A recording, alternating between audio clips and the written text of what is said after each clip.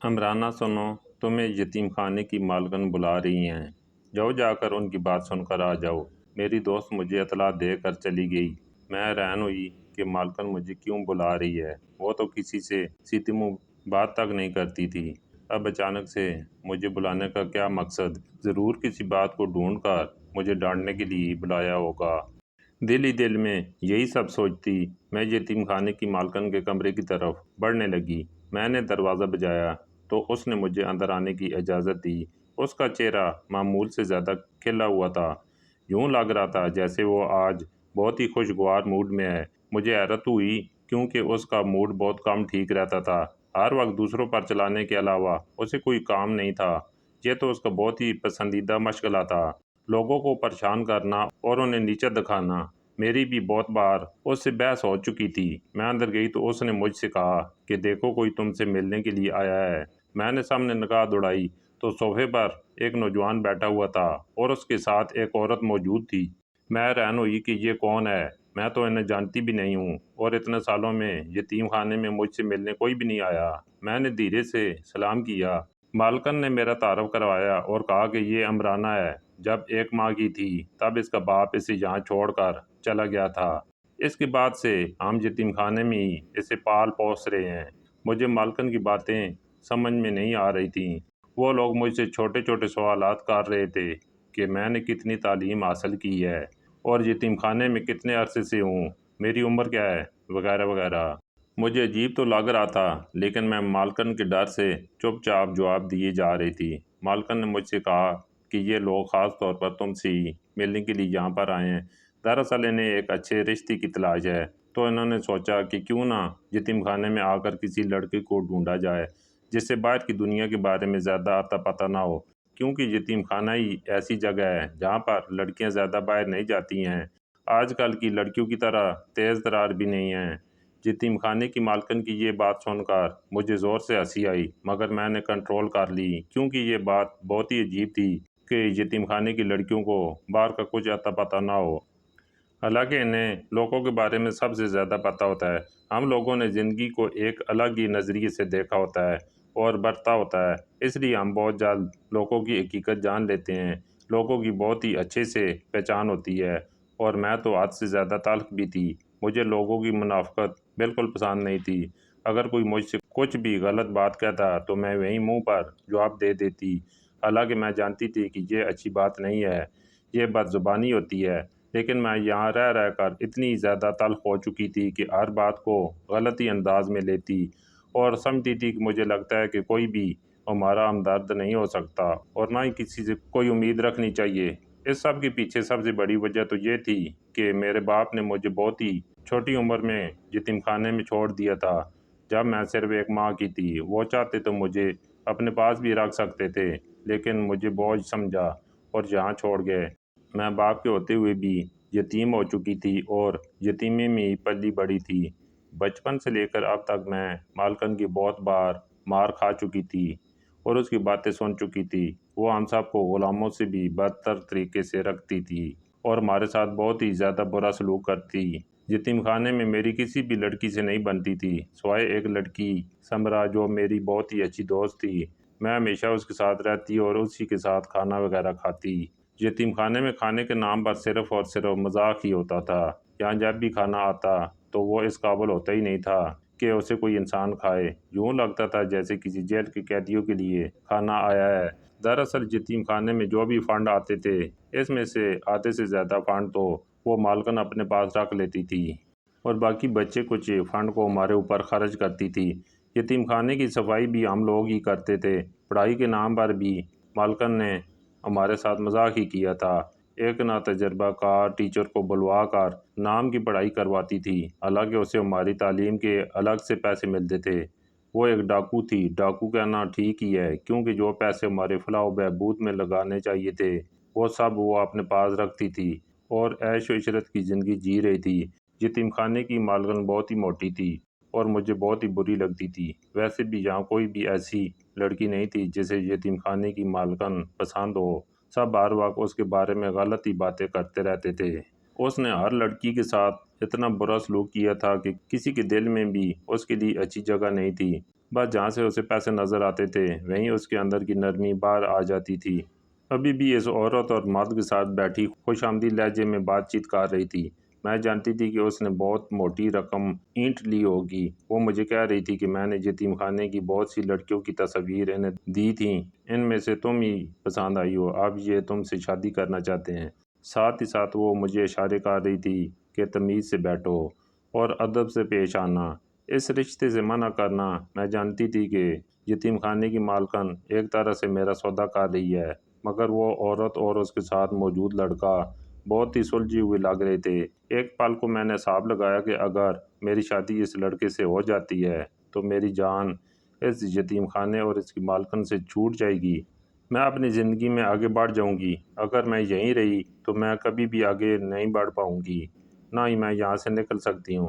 مجھے اگر ایک موقع قدرت دے رہی ہے تو مجھے اس سے فائدہ اٹھانا چاہیے۔ یہی سوچ کر میں نے ایک مسکراہٹ اپنے چہرے پر سجائی اور یتیم خانے کی مالکن کو اس کے ہی انداز میں جواب دیا اور کہا کہ ٹھیک ہے، جیسے آپ کو مناسب لگے۔ میری اتنی فرما برداری دیکھ کر وہ حیران ہوگی۔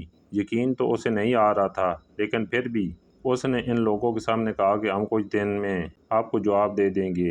جب وہ لوگ وہاں سے چلے گئے تو یتیم خانے کی مالکن مجھ سے کہنے لگی، تم اتنی ٹیڑھی لڑکی ہو، میں تمہیں بہت ہی اچھے سے جانتی ہوں، تو تم نے اتنی آسانی سے ہاں کیسے کر دی؟ تمہارے دماغ میں کیا کھچڑی پک رہی ہے؟ میں نے اسے کہا کہ تمہارے سے بحث کر کے کوئی فائدہ ہے بھی نہیں، اس لیے میں نے ہاں کر دی۔ تم نے اتنے پیسے جو اینٹھے ہیں تو ان سے مطلب رکھو، میرے پیچھے کیوں پڑ گئی ہو؟ میری بات سن کر اس کا منہ بن گیا۔ اس کے خیال میں تو یہ بات کسی کو پتہ ہی نہیں چلنی تھی، مگر میں بھی اس کی رگ رگ سے واقف تھی۔ میں واپس اندر آئی تو میری دوست مجھ سے کہنے لگی کہ کیا ہوا عمرانہ، مالکن نے تمہیں کیوں بلایا تھا؟ کہ اب پھر سے ڈانٹ رہی تھی؟ میں نے اسے کہا کہ نہیں، ڈانٹ نہیں رہی تھی، اب کی بار تو میری قسمت چمک گئی ہے۔ وہ حیران ہوئی اور کہنے لگی کہ آخر کیسے؟ میں نے اسے سارا واقعہ کہہ سنایا اور بولی میں ہاں کر چکی ہوں، میں یہاں سے جانا چاہتی ہوں، ایک اچھی مستقبل کے تلاش میں اپنے آپ کو ثابت کرنا چاہتی ہوں اور اپنی ایک الگ سے پہچان بنانا چاہتی ہوں۔ کیا یہ کچھ غلط ہے؟ سمرا کہنے لگی کہ نہیں، مگر تم مجھے چھوڑ کر چلی جاؤ گی، اور تم سے بنا ان دنوں اکیلے میں بات چیت کیے یہ فیصلہ کیوں لے لیا؟ تمہیں تھوڑا بہت سوچنا چاہیے تھا۔ میں نے اس سے کہا کہ مجھے نہیں پتہ میں نے غلط فیصلہ کیا یا پھر صحیح، اور یہ بھی نہیں جانتی کہ اس فیصلے کے اثرات مجھ پر کیا ہوں گے، لیکن میں اس موقع کو ہرگز بھی اپنے ہاتھ سے جانے نہیں دے سکتی، اور تم پریشان مت ہو، میں جلد سے جلد تمہیں بھی یہاں سے نکالنے کا بندوبست کروں گی، اور دیکھنا ایک دن میں اس یتیم خانے کی مالکن سے ہر ظلم کا بدلہ لے کر رہوں گی۔ پوری رات میں آنکھوں میں خواب ہی سجاتی رہی۔ وہاں رہنے والی ساری لڑکیوں کو اس بات کا علم ہو چکا تھا کہ میں اب اس یتیم خانے میں نہیں رہوں گی، جلد ہی یہاں سے رخصت ہو کر ایک بڑے گھر میں چلی جاؤں گی۔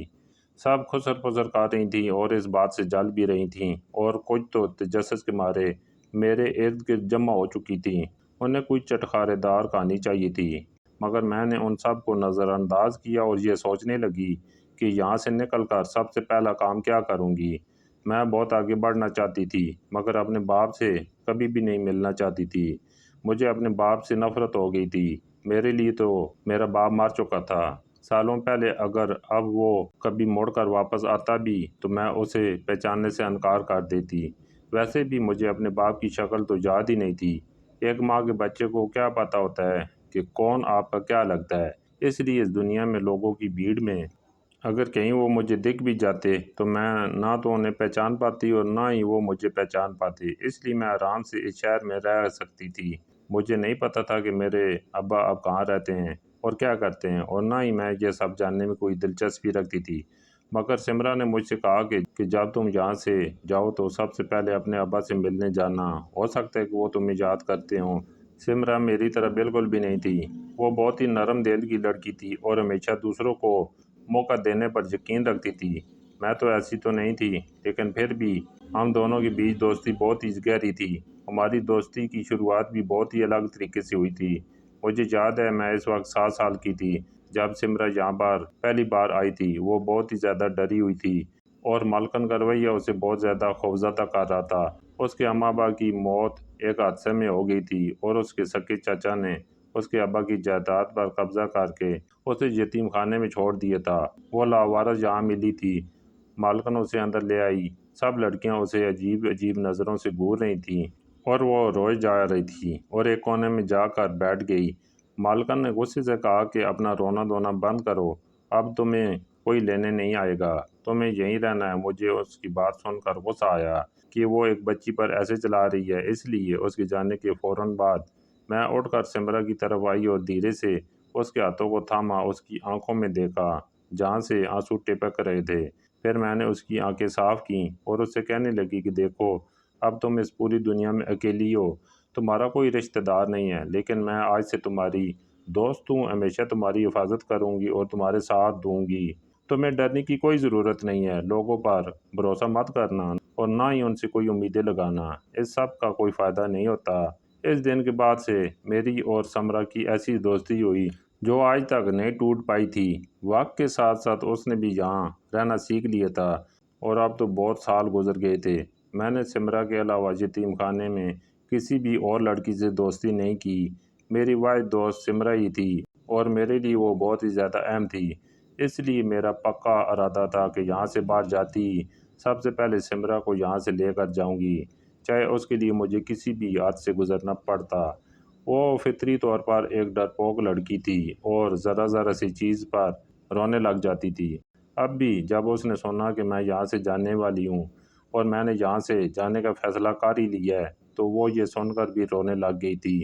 حالانکہ وہ میرے اوپر ظاہر نہیں کر رہی تھی کیونکہ وہ نہیں چاہتی تھی کہ میں اس کی وجہ سے یہاں پر رک جاؤں اور اپنے خوابوں کو چھوڑ دوں، کیونکہ ہماری دوستی ایسی تھی۔ ہم ایک دوسرے کے لیے سب کو چھوڑ دینے پر راضی ہو جاتے تھے، مگر اب اپنے آنسو مجھ سے چھپا رہی تھی۔ میں نے اس سے کہا کہ تمہیں یہ سب کرنے کی ضرورت نہیں ہے، میں یہاں سے باہر تمہارے اور اپنے ہم دونوں کے لیے جا رہی ہوں، تم رو مت، صرف میرا انتظار کرنا۔ وہ بار بار مجھ سے اس بات کا ذکر کرتی تھی کہیں وہ لوگ تمہارے ساتھ کچھ غلط نہ کر دیں، نہ جانے کن لوگوں کو وہ مالکن ڈھونڈ کر لائی ہے، ہو سکتا ہے کہ وہ تمہارے لیے کوئی غلط فیصلہ کر رہی ہو، اس لیے تم ایک بار پھر اس بارے میں سوچ لو۔ میں نے اس سے کہا کہ دیکھو، میں تمہاری طرح ہرگز نہیں ہوں جو ڈر جاؤں، میں یہاں سے ایک بار اگر باہر نکل گئی نا تو یقین مانو ہم دونوں کی زندگیاں بہت ہی آسان ہو جائیں گی اور ہمیں ایک بار اپنی زندگی اپنی مرضی سے جینے کا موقع مل جائے گا، ہم اس جنگل سے نکل جائیں گے۔ پھر میں اسے اگلے کئی دن تک اس بارے میں سمجھاتی رہی۔ ایک ہفتہ گزر جانے کے بعد وہ لوگ دوبارہ آئے، میری دوست سے بھی ملے، انہوں نے کہا کہ ہمیں شادی کرنے کی بے حد جلدی ہے، ہم سادگی سے شادی کرنا چاہتے ہیں۔ مجھے حیرت اس بات پر ہو رہی تھی کہ وہ اتنے بڑے امیر گھر سے آئے ہیں اور امیر لوگ ہیں، اس کے باوجود وہ مجھ جیسی ایک یتیم خانے میں پلنے والی غریب سی لڑکی سے شادی کیوں کرنا چاہتے ہیں۔ میں نے تو سن رکھا تھا کہ یہ امیر لوگ ہمیشہ اپنے جیسی لوگوں میں شادی کرنا پسند کرتے ہیں، مگر یہاں تو الٹا ہو رہا تھا۔ کچھ تو عجیب تھا، انہوں نے تو یہ بہانہ بنایا تھا کہ یتیم خانے کی لڑکیاں معصوم ہوتی ہیں، تیز تراز نہیں ہوتی، مگر یہ بہانہ تو مجھے بالکل ہی بوگس لگ رہا تھا، اصل کہانی کچھ اور ہوگی۔ خیر، میرا رشتہ ایک چھوٹی سی تقریب میں پکا کر دیا گیا۔ اس تقریب کا انعقاد یتیم خانے میں کیا گیا تھا۔ آج یتیم خانے کی تمام لڑکیاں بے حد خوش تھیں کیونکہ آج انہیں اتنے عرصے کے بعد اچھا کھانا کھانے کو ملا تھا۔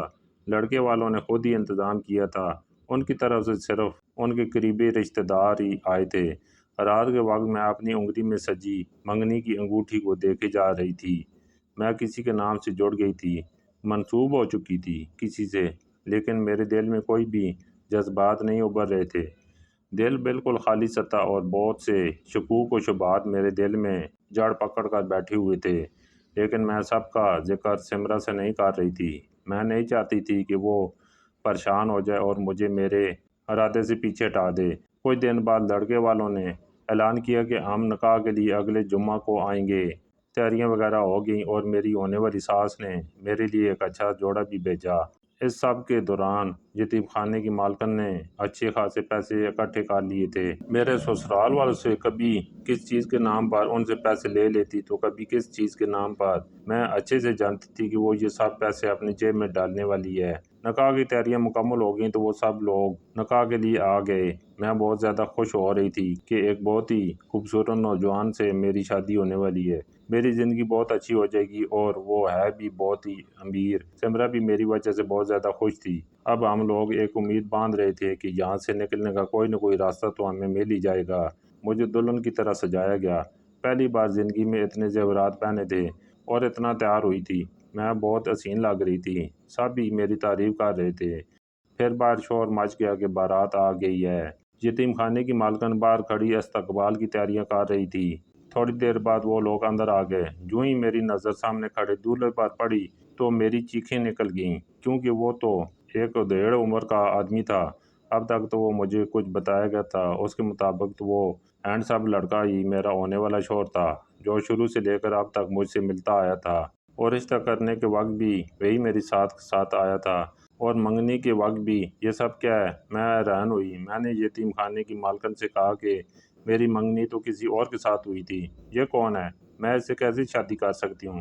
میری بات سن کر وہ بولی، تم پاگل ہو؟ تمہاری منگنی ایک ادھیڑ عمر آدمی سے ہوئی ہے، وہ تو بس تم منع نہ کرو، اس لیے میں نے اس نوجوان کو ہی ادھر رکھا، تو وہ دراصل اس کا چھوٹا بھتیجا ہے۔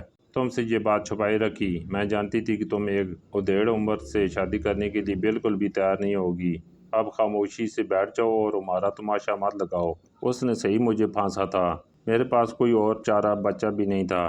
بارات دروازے پر کھڑی تھی، اسے واپس بھجوانے کا تو سوال ہی پیدا نہیں ہوتا تھا۔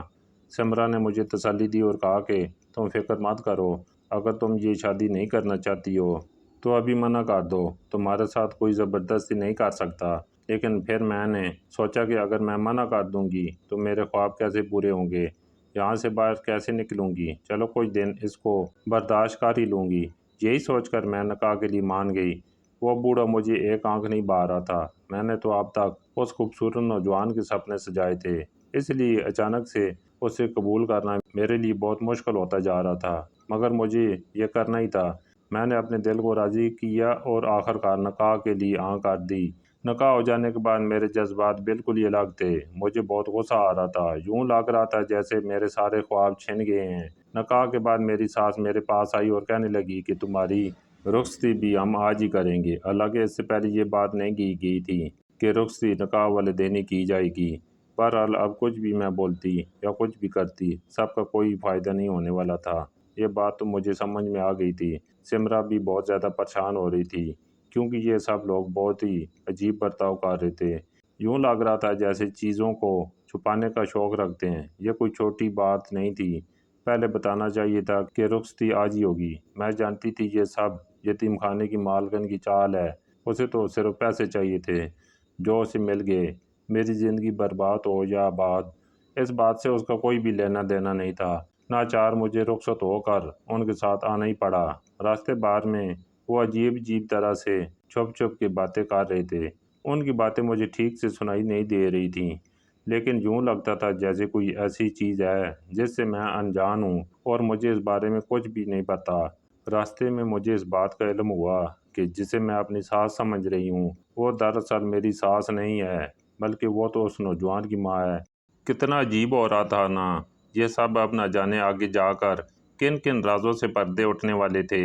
میں اپنے آپ کو آنے والے وقت کے لیے تیار کر رہی تھی۔ اتنی بڑی گاڑی میں پہلی بار بیٹھی تھی، اس میں کوئی شک نہیں تھا کہ یہ لوگ بہت ہی پیسے والے لوگ تھے۔ ایک پل کو تو میں نے سوچا کہ کیا پتہ یہ بھی دھوکہ دہی ہو رہی ہو، خود کو امیر بتا کر وہ مجھے دھوکے سے اپنے ساتھ لے جا رہے ہوں، مگر پھر میں نے خود کو تسلی دی کہ ایسا نہیں ہے۔ ان کے عادات و اطوار سے ہی لگ رہا ہے کہ یہ لوگ بہت ہی زیادہ پیسے والے ہیں۔ 1 گھنٹے کے لمبے سفر کے بعد ہم لوگ ایک کوٹھی کے باہر آ کر رک گئے۔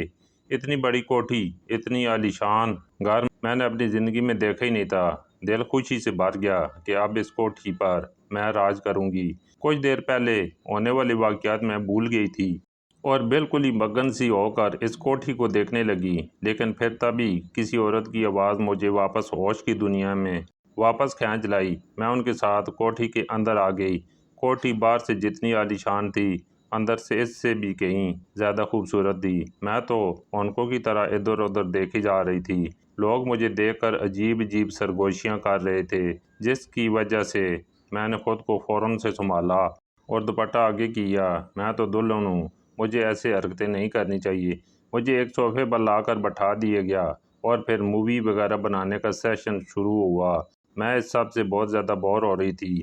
ایک تو بڈھے کے ساتھ بیٹھ کر مجھے تصویریں بنانے کا کوئی شوق نہیں تھا، اور دوسرا میں کافی تھک چکی تھی۔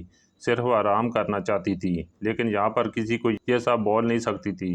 یتیم خانے سے کوئی بھی لڑکی میرے ساتھ نہیں آئی تھی، یہاں تک کہ سمرہ کو بھی آنے کی اجازت مالکن نے نہیں دی تھی۔ حالانکہ اس کا بہت دل تھا کہ وہ میرے ساتھ آئے اور اس بات سے واقف ہو کہ میں کن لوگوں کے ساتھ جا رہی ہوں۔ مووی وغیرہ کے سیشن سے فارغ ہو کر مجھے کمرے میں بھیج دیا گیا۔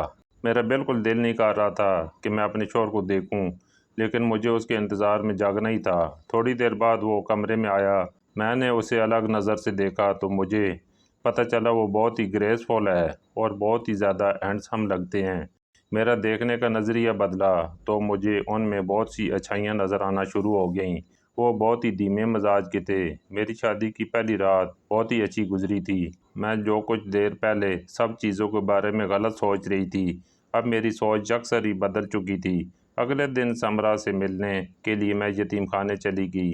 وہ بہت زیادہ خوش تھی۔ میں نے اسے بتایا کہ جیسا ہم سوچ رہے تھے ویسا کچھ ہی نہیں ہوا، دیکھو میں کتنی خوش ہوں۔ ولیمے وغیرہ سے فارغ ہو جانے کے بعد شادی کا تیسرا دن تھا جب ایک دن اچانک سے میں گھر میں بنے تہہ خانے میں چلی گئی۔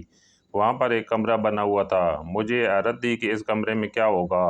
میں نے دروازہ کھولا تو وہاں سامنے ایک بڑی سی تصویر لگی ہوئی تھی اور اس میں بہت سے مرد اور عورت اور ساتھ میں بچے تھے۔ یوں لگتا تھا کہ کسی تقریب میں لی گئی ہے۔ ابھی وہ تصویر دیکھ ہی رہی تھی، تبھی میرے شوہر میرے پیچھے آ کھڑے ہوئے۔ انہوں نے مجھے بتایا کہ یہ تصویر میرے ایک بہت ہی اچھے دوست کی ہے۔ اب وہ مجھ سے باتیں نہیں کرتا، لیکن ہم ایک تقریب میں گئے تھے۔ اس وقت اس کی بیوی بھی آئی تھی۔ ہم سب نے مل کر ایک تصویر لی تھی۔ مجھے کاروبار میں مصروف رکھ کر وقت گزرنے کا پتہ ہی نہیں چلا، اس لیے کبھی شادی کر ہی نہیں سکا۔ اب جب کی تو اتنی پیاری بیوی ملی ہے۔ میں ان کی بات سن کر مسکرا اٹھی۔ دن یوں ہی خوبصورت گزر رہے تھے کہ ایک دن انہوں نے مجھ سے کہا کہ مجھے تم سے ایک بہت ہی ضروری بات کرنی ہے۔ انہیں اس طرح سنجیدہ میں نے بہت ہی کم دیکھا تھا۔ ایسی کیا بات ہوگی جو وہ اتنا زیادہ پریشان لگ رہے تھے؟ میں نے ان سے پوچھا کہ آخر کیا بات ہے، کوئی پریشانی ہے کیا؟ انہوں نے پھر مجھے دھیرے دھیرے بتانا شروع کیا کہ تمہارے ابا تمہیں ڈھونڈتے ہمارے گھر پر آئے ہیں۔ یہ سن کر اچھل گئی۔ میں نے کبھی سوچا بھی نہیں تھا کہ ابا مجھے ڈھونڈتے ہوئے آئیں گے۔ انہوں نے مجھے بتایا کہ وہ یتیم خانے گئے تھے اور وہیں سے انہیں پتہ چلا کہ تمہاری شادی ہو گئی ہے۔ اور حیرت کی بات تو یہ ہے کہ تمہارے ابا ہی دراصل میرے وہ دوست ہیں جو اس دن اس تصویر میں موجود تھے۔ میں نے کبھی سوچا نہیں تھا کہ تم میرے اس دوست کی بیٹی ہوگی، کہ کیسا اتفاق ہے۔ میں حیرت سے گنگ بیٹھی رہ گئی۔ پھر میرے شوہر نے مجھ سے کہا کہ وہ تم سے ملنا چاہتے ہیں اور ایک بار بات کرنا چاہتے ہیں۔ اگر تم چاہو تو ان سے جا کر مل لو۔ میں نے غصے سے کہا کہ نہیں، انہوں نے اتنے سالوں میں کبھی میری پرواہ نہیں کی اور مجھے یتیم خانے میں ڈلوا دیا، تو اب مجھ سے ملنے کے لیے کیوں آ رہے ہیں؟ پھر میرے شوہر نے مجھے سمجھایا اور کہا کہ تم ایک بار جا کر ان سے مل لو اور ان کی بات سن لو، ہو سکتا ہے ان کے پاس کوئی وجہ ہو۔ اب اپنے شوہر کی بات میں ٹال نہیں سکتی تھی، اس لیے ہاں کر دی اور اگلے دن ہی ایک ریسٹورنٹ میں اپنے ابا سے ملنے کے لیے چلی گئی۔ اتنے سالوں بعد اپنے باپ کو اپنے سامنے دیکھ کر بھی میرے اندر کوئی جذبات نہیں آ رہے تھے۔ یوں لگتا تھا ہمارے بیچ کوئی رشتہ ہی نہیں ہے، جیسے ہم دو اجنبی ہوں اور اچانک سے ٹکرا گئے ہوں۔ وہ مجھ سے بات کرنے کی کوشش کر رہے تھے۔ ان کے چہرے پر ندامت صاف نظر آ رہی تھی، لیکن میرا ارادہ ان کی بات سننے کا بالکل بھی نہیں تھا۔ میں صرف اور صرف اپنے شوہر کے کہنے پر یہاں آئی تھی، کیونکہ ان کی بات کو میں ٹال نہیں سکتی تھی۔ پھر میرے باپ نے ہمت کر کے کہنا شروع کیا، میں جانتا ہوں میں نے بہت بڑی غلطی کی۔ تمہیں یتیم خانے چھوڑ کر آنے کے بعد میں نے اپنی نئی زندگی شروع کر لی تھی، دوسری بیوی کے ساتھ ہنسی خوشی رہ رہا تھا، لیکن اتنے سال بیت گئے، میرے ہاں ایک بھی اولاد نہیں ہوئی۔ میں نے اسے طلاق دے دی اور دوبارہ شادی کی۔ تیسری بیوی سے میری ایک بیٹی ہوئی، لیکن پھر وہ مجھے چھوڑ کر چلی گئی۔ وہ مجھے بالکل بھی پسند نہیں کرتی تھی۔ اس کا کہنا تھا کہ میں ایک خود غرض باپ ہوں۔ اس میں کوئی شک نہیں کہ میں نے خود غرضی میں ہی تمہیں یتیم خانے میں ڈلوا دیا تھا اور تمہارا دھیان نہیں رکھا، اور جس بیٹی کو میں اپنے ساتھ رکھنا چاہتا تھا وہ خود ہی میرے ساتھ نہیں رہنا چاہتی تھی۔ میری بیوی بیٹی کی بات بہت زیادہ سنتی تھی اور وہ اس کی بہت لاڈلی بھی تھی، اس لیے جب اس نے کہا کہ مجھے یہاں نہیں رہنا تو وہ اسے ساتھ لیے اپنے میکے چلی گئی۔ نہ جانے کتنے سال ہو گئے ہیں میں نے اپنی بیٹی کو نہیں دیکھا۔ میری بیوی نے مجھ سے طلاق لے لی ہے۔ اب میں اس بڑی دنیا میں اکیلا ہوں۔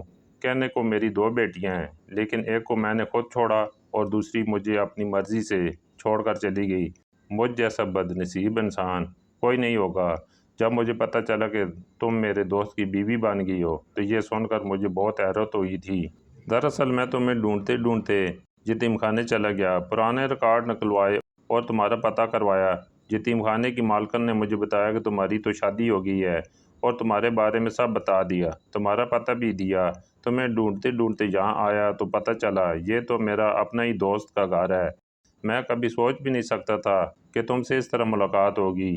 میری اپنی دوست سے زیادہ بنتی نہیں ہے، بس وہ میرے پرانے محلے کا دوست تھا۔ میرا کاروبار وغیرہ سب ڈوب گیا اور میں غریب ہو گیا، لیکن وہ اتنا ہی امیر ہوتا جا رہا ہے۔ مجھے اس سے نفرت ہے، تم اس سے طلاق لے لو۔ ابا کی بات سن کر میں نے حیرت سے سر اٹھا کر ان کی طرف دیکھا۔ وہ ایک بار پھر سے میری زندگی اپنی خود غرضی اور نفرت کی وجہ سے تباہ کرنے جا رہے تھے۔ میں نے ان سے کہا کہ آپ دوبارہ کبھی بھی ایسا نہیں کر سکتے۔ مجھے اپنے شوہر سے بے حد محبت ہے۔ بے شک شروع میں مجھے اس سے محبت نہیں تھی، لیکن اب وہ بہت ہی عزیز ہو چکا ہے مجھے۔ آپ اب میری زندگی سے نکل جائیں اور میری زندگی کو خراب کرنے کے لیے دوبارہ میری زندگی میں مت آئیں۔ جو کچھ آپ نے گزرے سالوں میں کیا وہی کافی ہے۔ شکر ہے میں آپ کے ساتھ پلی بڑی نہیں ہوں۔ ہمیشہ سوچتی تھی کہ کاش میں آپ کے ساتھ رہتی، لیکن اب میں شکر کرتی ہوں، ورنہ آپ کی اس خود غرضی کی وجہ سے میں خود بھی خود غرض بن جاتی اور نہ جانے مجھے کیا کیا سہنا پڑتا۔ دوبارہ میرے شوہر سے رابطہ مت کرنا۔ آج جو میں آپ کے سامنے بیٹھی ہوں صرف انہی کی وجہ سے بیٹھی، ان کی بات کا مان رکھنے کے لیے، ورنہ آپ سے ملنے کا مجھے کوئی شوق نہیں ہے۔ میرا آپ سے کسی قسم کا کوئی لینا دینا نہیں۔ یہ کہہ کر میں وہاں سے واپس آ گئی۔ پیچھے ابا مجھے آوازیں دیتے رہے۔ میں نے ابا کی آنکھوں میں لالچ کی چمک دیکھ لی تھی۔ میں سمجھ گئی تھی کہ میرے شوہر کی دولت کی وجہ سے وہ مجھ سے ملنا چاہ رہے ہیں، جبکہ وہ اس بات کو کافی عرصے سے جانتے تھے کہ میں شادی کر کے انہی کے دوست کے گھر میں رہ رہی ہوں اور وہ ملنے کے لیے اب آ رہے تھے۔ ان کی ساری چالیں مجھے اب اچھے سے سمجھ آ رہی تھیں۔ اس دن میں نے سارا قصہ وہیں ختم کر دیا اور سرشاری سے گھر واپس آئی۔ میرے شوہر نے مجھ سے پوچھا کیا بات ہوئی ہے۔ میں نے انہیں ساری بات بتا دی اور کہا کہ اب آپ مجھے کبھی بھی اس بارے میں نہیں کہیں گے کہ میں ان سے ملوں یا بات چیت کروں۔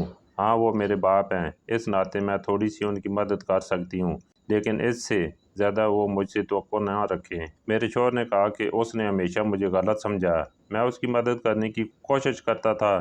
دراصل اس نے غلط انسان پر بھروسہ کر کے اپنا کاروبار اس کے ہاتھوں میں سونپ دیا تھا اور اسی وجہ سے اسے نقصان اٹھانا پڑا۔ وہ صرف وقت ضائع کرتا رہتا تھا اور میں نے دن رات محنت کر کے اپنا کاروبار کھڑا کیا۔ اس دن کے بعد سے یہ مجھ سے بات نہیں کرتا۔ خیر تم پریشان مت ہو، اگر تم کہتی ہو تو میں اس کی مدد کروں گا۔ میں نے اپنے شوہر کی طرف ممنون نگاہوں سے دیکھا۔ وہ بہت اچھا انسان تھا۔ آج مجھے سمجھ آ رہی تھی کہ ایک اچھا انسان ہونے کے لیے ہینڈسم ہونا ضروری نہیں ہے، اچھائی تو کسی بھی انسان میں ہو سکتی ہے۔ میں اللہ کا بے حد شکر ادا کر رہی تھی کہ میری زندگی میں میرا شوہر نعمت بن کر آیا ہے۔ میرا ارادہ تھا کہ اب میں سمرہ کو بھی یتیم خانے سے لے آؤں۔ کچھ دن بعد میں اپنے شوہر کے ساتھ یتیم خانے گئی۔ سمرہ مجھے دیکھ کر بہت حیران ہوئی اور کہا کہ تم اتنے عرصے بعد آئی ہو۔ میں نے اسے کہا کہ کچھ کام نپٹا رہی تھی اس لیے دیر ہو گئی۔ چلو میں تمہیں لینے کے لیے آئی ہوں۔ بالکن سے بات کر لی ہے، ویسے بھی وہ پیسوں کی بھوکی ہے۔ اس نے تمہیں ہمارے ساتھ جانے کی اجازت صرف اسی شرط پر دی ہے کہ ہم اسے پیسے دیں، اور ہم نے اسے دے دیا ہے۔ اب چلو تم سامان پیک کرو، میرے ساتھ میرے گھر ہی میں جا کر رہو گی۔ پھر میں اسے اپنے ساتھ لے کر اپنے گھر آئی۔ یہاں آ کر وہ بہت زیادہ خوش تھی۔ میرا ارادہ تھا کہ کچھ عرصے بعد اس کی اچھی جگہ شادی کر دی جائے۔ میرے شوہر ویسے بھی اکثر بزنس ٹرپ وغیرہ پر جاتے رہتے تھے۔ سمرہ میرے ساتھ گھر پر رہتی، ہم دونوں کے لیے کافی اچھا رہتا۔ ایک ساتھ وقت گزارتے اور ایک ساتھ ہی باتیں کیا کرتے تھے۔ گزرے دنوں کو یاد کرتے اور آنے والے دنوں کی پلاننگ کرتے۔ اب یہی ہماری زندگی ہے۔